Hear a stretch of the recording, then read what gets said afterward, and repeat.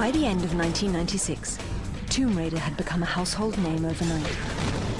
The pressure was on. Without the help of Lara's creator, Toby Gard, Core Design had to deliver a new Lara and a series of action-packed sequels living up to the first game. In 1997, a new deal making Tomb Raider a PlayStation exclusive title provided a big boost for the franchise. It didn't hurt at all to have the first console to ever ship 100 million units on Lara's side. A success like Tomb Raider becomes sort of the holy grail of anybody setting out to write a game. Being exclusive to PlayStation allowed us to do a lot of advertising on behalf of the title. Tomb Raider helped PlayStation a lot, and in a way, PlayStation helped Tomb Raider a lot. In Europe, PlayStation is really the platform of choice. The character identified as PlayStation icon was good for both parties. On October 31st, 1997, Eidos launched the much-anticipated follow-up, Tomb Raider 2. This time, Lara had to hunt down an ancient Chinese artifact, which was also being chased by evil crime kingpin Marco Bartoli. Core Design worked tirelessly to ensure that this chapter was filled with explosive action. Tomb Raider 2 was insane from my own personal point of view. I was working pretty much 24/7 for 6 months. Hard work paid off. Players got their hands on some cool new weapons and gadgets, while cruising the world in a variety of innovative vehicles, like a snowmobile in Tibet or a speedboat through the canals of Venice. I always just loved it, actually, you could bomb around the canals in Venice, and I always thought that was really cool. And so did the rest of the world. Part 2 was an instant hit, selling 7 million copies worldwide. By this point, Lara was an A-list celebrity, and Eidos knew that in order to meet demands, they would need to deliver even more hits. It sounded good in theory. We had no choice but to release another Tomb Raider year on year each Christmas. I mean, it controlled our lives for probably 5 or 6 years. I mean, it pretty much ruined most people's lives.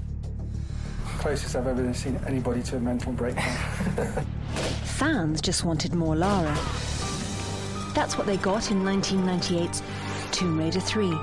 Core Design squeezed the PlayStation for all it was worth on this one.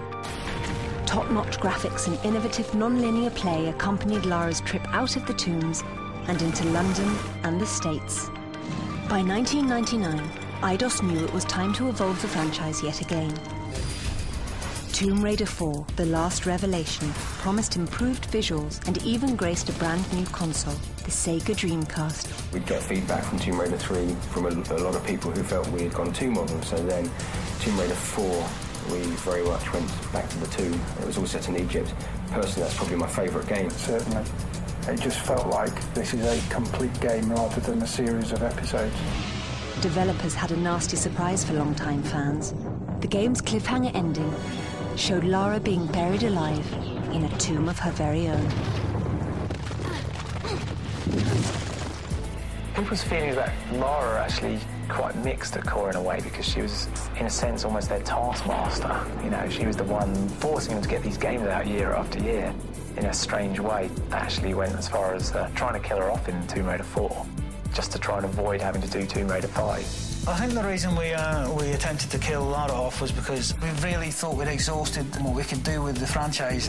Seeing Lara falling down a gigantic hole in the middle of the pyramid was quite a joyous moment, so I all, went for a few pints and celebrated the death of Lara, but she came back and got us, you see.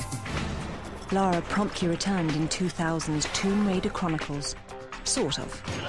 The game unfolded entirely in a series of flashbacks, narrated by Lara's friends, who believed she was dead. She will live on forever in our hearts. As far as we were concerned, we'd kind of killed her off. So, Tomb Raider 5, we did the best job we could, but whether our hearts were in it or not, I'm not entirely certain. By then, Lara was running out of breath. The franchise pushed the PlayStation 1 to its technical limits. Reviews and sales started to fall. Developers listened to fan feedback and began working on a brand new chapter in the story of Lara Croft, titled Tomb Raider, The Angel of Darkness. Little did they know what trouble was waiting around the corner. Next week, Gametap TV continues the exclusive look at the franchise that changed the face of video games. The goal was to have her as an exaggerated representation of female form. Some fantasies do become reality. 10 years of Tomb Raider, a Gametap retrospective. Catch all of the webisodes on demand, only on Gametap TV.